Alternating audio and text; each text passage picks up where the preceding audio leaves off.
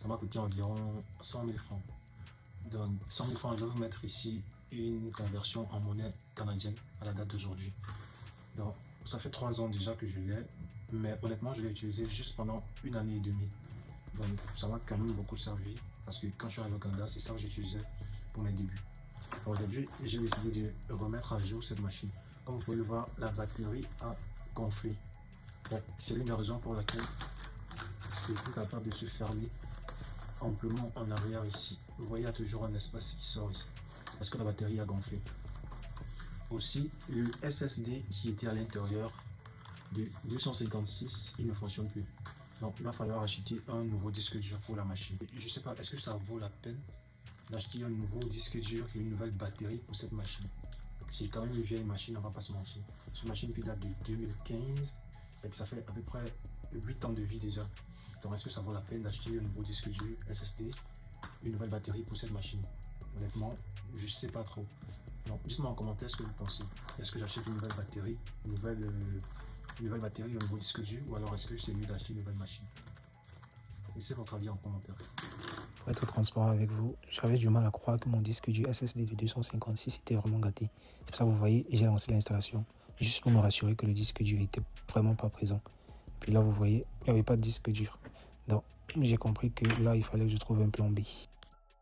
Je me suis rappelé que j'avais 2 disques durs HDD de 1 Tera chacun dans mon armoire. J'ai décidé de prendre un disque dur et de l'installer dans la machine. Mais avant, il fallait que je démonte à nouveau la machine, que j'enlève la batterie, que j'enlève le disque dur SSD qui était défectueux.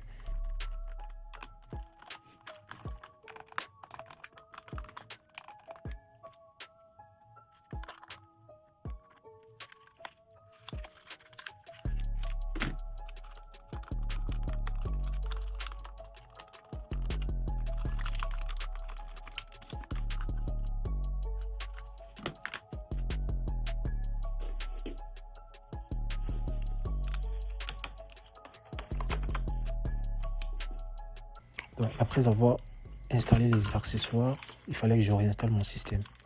Donc j'ai installé le système, ça m'a pris comme une trentaine de minutes environ pour que ça se termine, pour que le système arrive au bureau.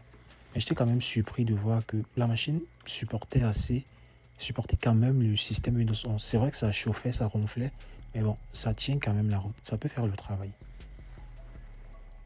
Mais honnêtement, c'est pas une machine que je vais vraiment m'en servir pour mes travaux de tous les jours. Donc c'est plus pour visionner sur Netflix, écouter de la musique, puis c'est tout. À part ça, j'ai ma machine personnelle avec laquelle je travaille.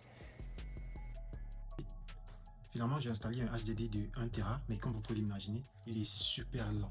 Donc, guys, dites-moi, est-ce que vous pensez que je vais l'utiliser avec le HDD de 1 Tera, ou alors il faut que j'achète un SSD?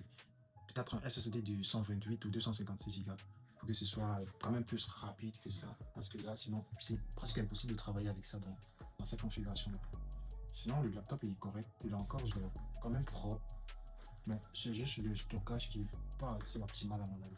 Donc dites-moi guys, qu'est-ce que vous en pensez? Est-ce qu'on garde le 1 Tera HDD ou alors on met je sais pas, 256 ou 128 juste pour le système, puis ensuite on peut avoir un disque dur externe pour le stockage? Dites-moi ce que vous en pensez.